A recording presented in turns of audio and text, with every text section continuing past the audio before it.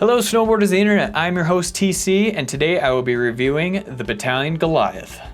This board is equipped with Bataleon's medium camber and a low 3BT sidekick. So what that means is you have a traditional camber underneath your foot that isn't going to be pretty much to the moon or anything like that, but it's also not going to be flat where you still get a good pop and drive from right under your foot. And you have the 3BT and sidekick in the nose and the tail. So what that's gonna do is it's gonna push in your contact points towards the middle there more, and it's gonna allow your board to rock over and get from turn to turn a lot faster and a lot smoother than just having it being flat. That paired with the sidekick, it's gonna help funnel that pow back and help that nose float for you. This board is offered in a 153, 156, 158 wide, 159, 161 wide, 164 wide, and a 167 wide.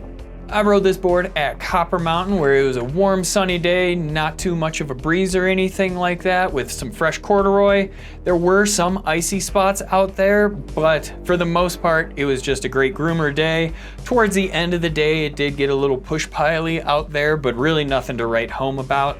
I used my Ride Fuse boots and Jones Mercury bindings. When you're talking overall flex for the Goliath, it is going to be that middle of the road. That being said, when you get out to the nose and the tail, it does feel a little bit softer because of that 3BT. Now, when you're really leaning into that carve and flexing it, the board wants to flex right in between your feet very fluidly. It doesn't feel like it has that one flex zone. It just wants to flex. When you're talking stability wise, it is actually extremely stable. It caught me off guard. Granted, this was a wide board, so wide boards a little bit more stable than those narrower boards, but it handled everything very well. Now, when I got into that chunder section towards the end of the day, it felt a little bit spicy, so just keep those knees bent and it'll absorb most of that chatter. When you're flexing it torsionally, it is very easy to torsionally steer, so you don't have to put too much effort into it.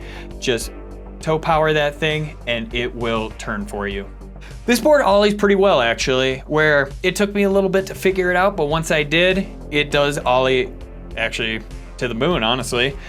Really what the main thing is you're not ollieing off the tail here. With that 3BT and that sidekick, it feels a little washy when you really load up that tail. I found it was better to really pop underfoot, pretty much load that center of the board up and use that to ollie, where when I took it off of jumps, it was the same thing. I wanted to pop off the tail, learned very quickly to not do that. Once I figured out how to ollie and pop on this thing, it does really well. That medium-sized camber really makes it so you do feel in control when you're going off the lip, and when you're landing, it sets a good edge there. I would keep it to that medium to smaller size jump. I'm not gonna go and tack the big air jump or anything like that with it. Just think it needs a little bit more edge hold if you're gonna go for those bigger size jumps. If you're new here and you like what you see, make sure you subscribe, click that bell, and turn on those notifications so you don't miss any videos that we have coming out. This board butters just like a classic Bataleon board, where you can butter it sideways on the nose or the tail, and that 3BT and sidekick is gonna help feel a little bit more catch-free, where you're not gonna be worried about really digging in or anything like that. You are able to press that tail or that nose without really shifting a lot of weight, since they do feel a little bit softer when you're riding. You can literally just put it right over that sweet spot on the contact point, and it's gonna be just fine. Now, when you're jibbing, it's a very similar feeling, where just a little bit of shift of the weight on either end, and you'll be able to press that rail or ledge no problem. When you're sliding it sideways, it does grip the rail extremely well right in between your feet with that medium camber zone. It wants to grip it. It doesn't want to clank on the rail and spring you off or anything like that. It just cradles the rail pretty well.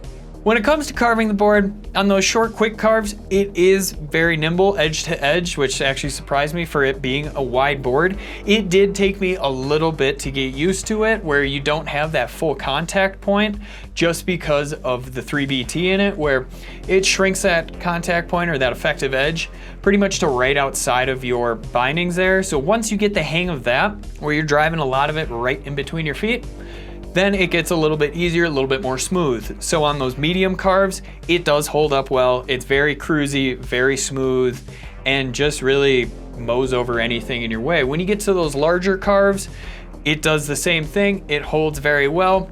Now I'll say at those very high speeds, it feels a little bit washy, but apart from that, it does well. When you're doing those Euro carves, it does lay over very well, whether it being heel or toe.